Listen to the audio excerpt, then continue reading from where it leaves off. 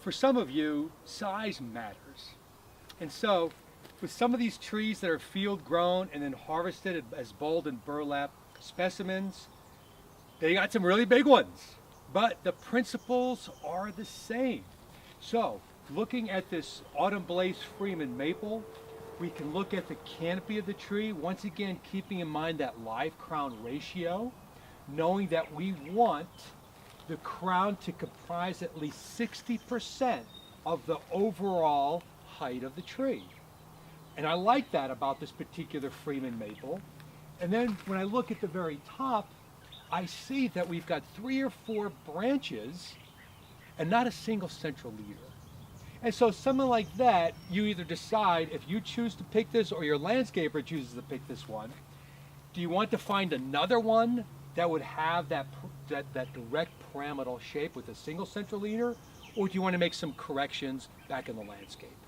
So once we work our way from the crown and work our way down and look at the beautiful scaffold limbs, those side limbs that are well spaced around the trunk of the tree, we need to pay attention to the trunk itself.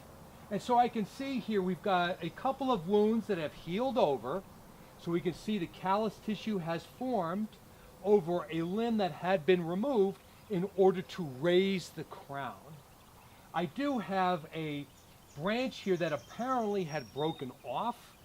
It looks like we've got some tissue, some callus that is going to attempt to heal over, but because we've got this stub, it would be a good idea to use a sharp saw to make a clean wound to remove that stub.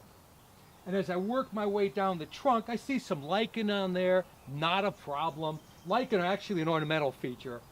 There is no harm at all when you see lichen growing on a trunk. What I don't see is this part of the trunk here. So when this comes to your property, the landscaper or yourself should examine this trunk and make sure that there are no cracks, that there are no dead areas, there are no discolored or sunken areas on the trunk. And of course, the other thing to pay attention to is the root flare or the base of the tree trunk where it comes into contact with the soil and where it's attached to the root system. You need to pull back the strapping as well as the burlap and examine that area. The other thing that's easy to do on those small Japanese maples is to give the tree a little bit of a push. What we can see is that this entire root ball moves in concert with the trunk of the tree. That's a good thing because we know we've got a tight connection between the trunk and the crown as well as the root ball itself.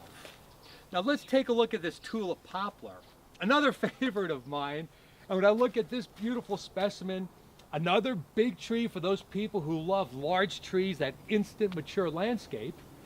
And as I start from the crown, the tip of the crown, I see where I've got a very nice central leader, that dominant trunk at the peak of the crown.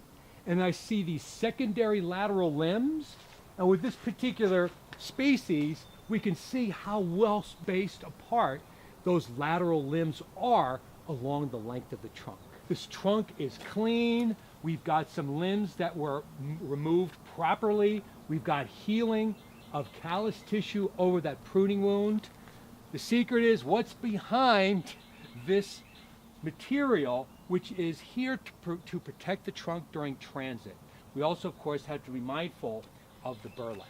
Now, one parting point here, I know bigger is better in some cases, but just keep in mind that the larger the tree, the longer the time it will take to establish in the landscape. And so, of course, when we look at these deciduous specimens, when we think about reducing our energy bills, these will fit the ticket perfectly. But keep in mind that establishment period is much longer on trees of this caliper size versus smaller ones like the 2 Japanese maples we had looked at earlier.